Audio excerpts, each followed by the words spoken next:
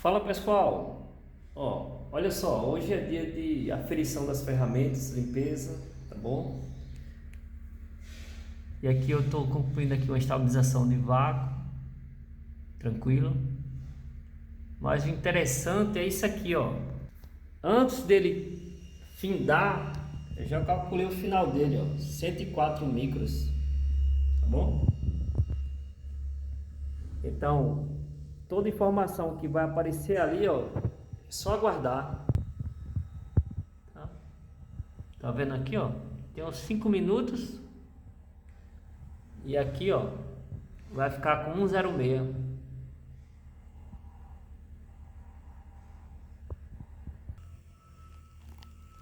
Então, pessoal, fechando aqui um ciclo de 15 minutos, tá?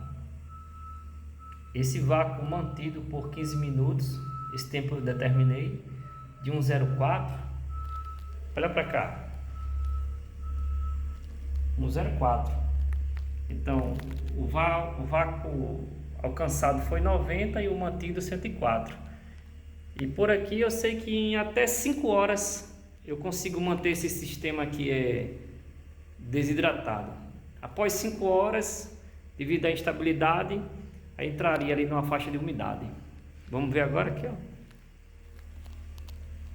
Vamos lá?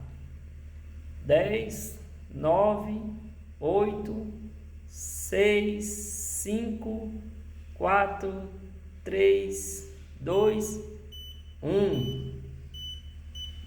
Muito fácil, né? Mamão com açúcar. Valeu!